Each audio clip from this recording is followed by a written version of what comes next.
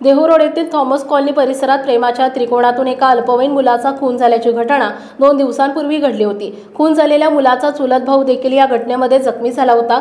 दिलीप मौर्या असं खून झालेल्या तरुणाचं नाव आहे, तर त्याचा अल्पवयीन चुलत भाऊ गंभीर जखमी झालाय। सनी सिंग असं आरोपीचं नाव असून पोलिसांनी त्याला अटक केली आहे। आपल्या मैत्रिणीसोबत दिलीप याचे सुरू असलेल्या प्रेम प्रकरणाचा सनी सिंगला राग आला होता।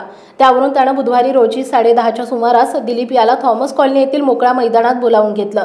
दरम्यान दिलीप याने त्याच्या चुलत भावाला सोबत नेलं होतं। ते थॉमस कॉलनीमध्ये गेल्यानंतर सनी सिंग आणि दिलीप यांच्यात प्रेमसंबंधातून मोठा वाद झाला।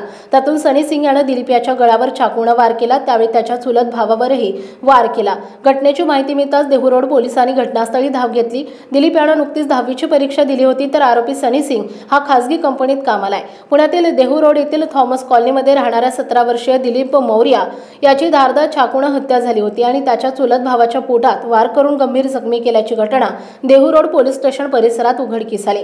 देहू रोड पोलिसांनी युनिट 5 ची टीम मृत दिलीपची हत्या कोणी आणि का केली हे शोधण्यासाठी कसून तपास आणि शोध घेत होते। पोलीस तपासात असं दिसून आले की दिलीपची हत्या प्रेम प्रकरणातून झाली आहे। दिलीप आणि त्याचा मारेकरी सनी सिंग राजपूत एका अल्पवयीन मुलीवर प्रेम करत होते। गेल्या 3 महिन्यांपासून तिने सनीशी बोलणं बंद केलं होतं आणि ती दिलीपच्या संपर्कात होती। दिलीपच्या संपर्कात असल्यानं संतापलेला आरोपी सनी सिंग राजपूत थेट गुजरातमधून देहू रोड येथे आला। तिथे त्याने दिलीपची हत्या केली। मृत दिलीपचा चुलत भाऊ अरुण मौर्या या 14 वर्षीय मुलाच्या पोटात चाकूने वार करून सनी सिंगने त्यालाही गंभीर जखमी केलं। त्यानंतर तो गुजरातला पळून गेला। दरम्यान पोलिसांनी घटनेचा तपास सुरू केला, तेव्हा सनी सिंग राजपूतच्या मोबाईल लोकेशनच्या आधारे सनी गुजरातमधील वडोदरा येथील एका स्टील कंपनीच्या गोदामात लपून बसल्याची त्यांना माहिती मिळाली। पोलिसांनी सापळा रचून मोठ्या शिताफीने त्याला अटक केली आहे। पोलीस खाक्या दाखवताच आरोपी सनी याने पोलिसांसमोर आपला गुन्हा कबूल केला आहे।